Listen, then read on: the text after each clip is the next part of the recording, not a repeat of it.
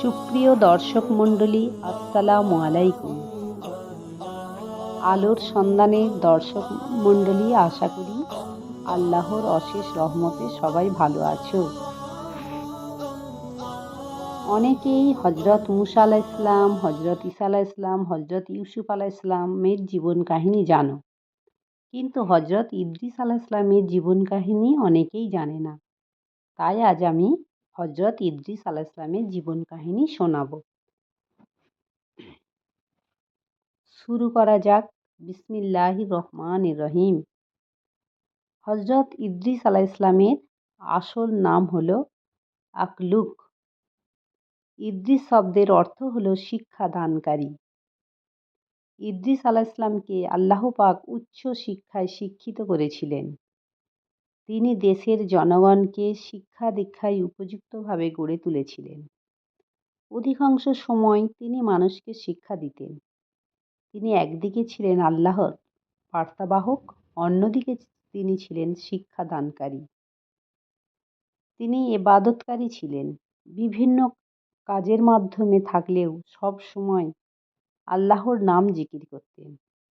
সূরা মরিয়মের ৫৬ থেকে ৫৭ নম্বর আয়াতে আছে, স্মরণ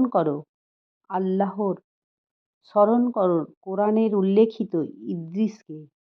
তিনি ছিলেন সত্যনিষ্ঠা নবী।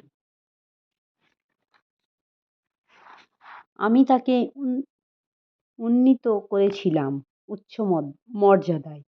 হাদিসে আছে, হজরত মুহাম্মদ সাল্লাল্লাহু আলাইহি সাল্লামকে কেউ জ্যোতির্বিজ্ঞানের নকশা সম্পর্কে জিজ্ঞাসা করলেন। নবী করিম সাল্লাল্লাহু আলাইহি সাল্লাম বললেন, এই জ্ঞান তো ইদ্রিস আলাইহিস সালামকে আল্লাহ পাক দিয়েছেন।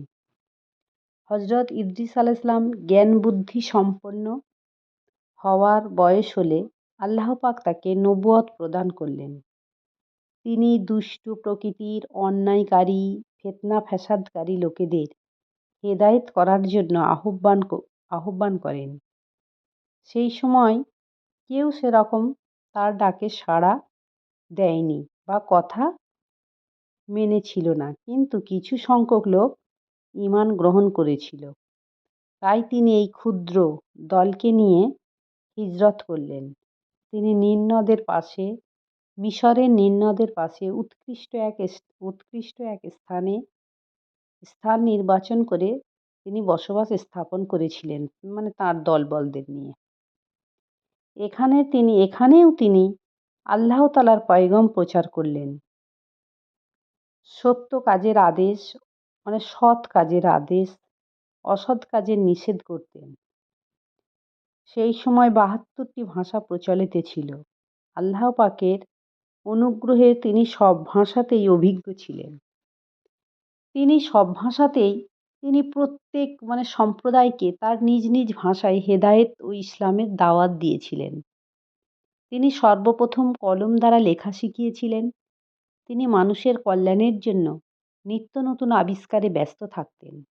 তিনি সবসময় বিজ্ঞান শাস্ত্র, জ্যোতির্বিদ্যায় প্রচলন করেন। তিনি বিজ্ঞান শাস্ত্র ও জ্যোতির্বিদ্যা প্রচলন করেছিলেন। আল্লাহ তাআলা তাকে আসমানসমূহের পারস্পরিক আকর্ষণের যে গুরুত্ব সে শিক্ষা দিয়েছিলেন। এছাড়া তিনি গণিত শাস্ত্রে অভিজ্ঞ ছিলেন। আর তিনি খুব কর্মঠ ছিলেন। তিনি নিজের পোশাক নিজে বুনে পরতেন। তিনি সর্বপ্রথম কাপড় বুনেছিলেন এবং কাপড় শিল্প আবিষ্কার করেছিলেন। তিনি ভূমণ্ডলকে 4 ভাগে ভাগ করেছিলেন। প্রত্যেক ভাগে একজন করে গভর্নর নিযুক্ত করেছিলেন। সেই গভর্নরের ওপর শাসনের ভার থাকত।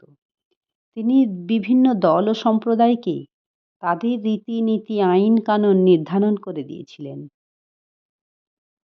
এবং হজরত ইদ্রিস আলাইহিস সালাম তার অনুসারীদের যে বিষয় শিক্ষা দিতেন সেটা হলো আল্লাহর উপর ঈমান আনা,